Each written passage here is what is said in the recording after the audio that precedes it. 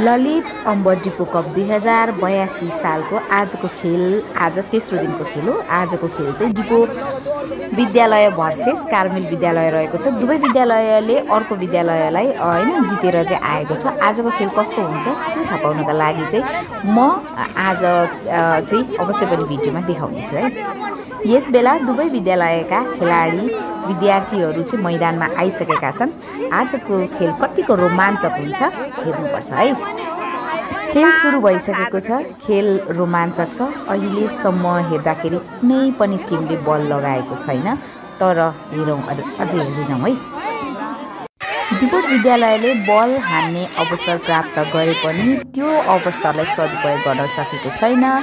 बल चाहिँ हान्न नसकेर है असफल भएको अवस्था देखिएको छ।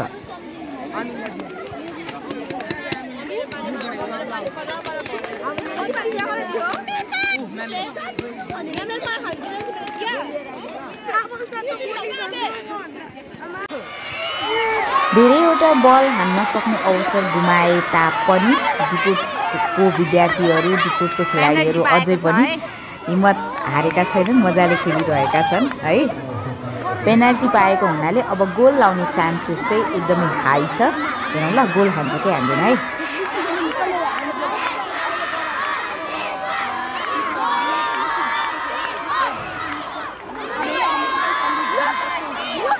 डिपोटको खेलाडीहरूलाई चाहिँ डिपोट विद्यालयका भाइ बहिनीहरूले दाजुहरूले साथी सङ्गीहरूबाट एकदम सपोर्ट दिइरहेछ। गोल हान्नै पर्छ भन्ने मलाई लागिरहेछ है।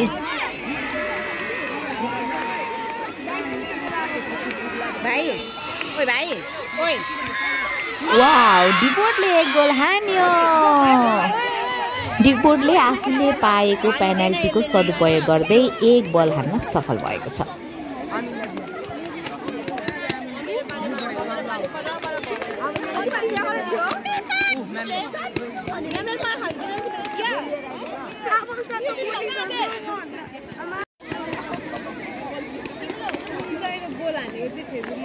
कस्तो दामी देखेछ है। हल्लाएर हेर न, फेरि नहल्लाउ न तिमीहरूले।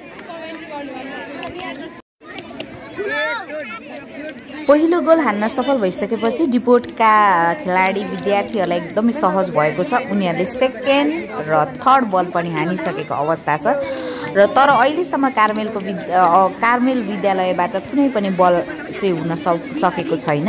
यो अलिकति दुःखको कुरा छ, तर डिपोट अहिलेसम्म अगाडि बढिरहेको छ।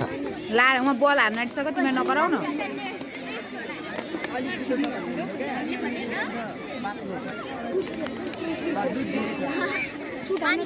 ला बचाऊ बचाऊ बचाऊ भाइहरू बचाऊ।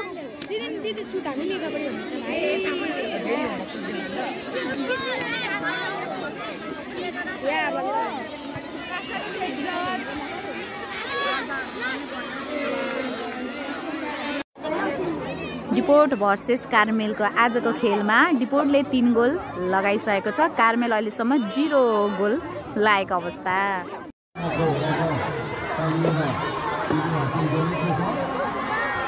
आजको खेल सकिएको छ र डिपोट विद्यालयले 4 गोलले कार्मेललाई जितेको छ।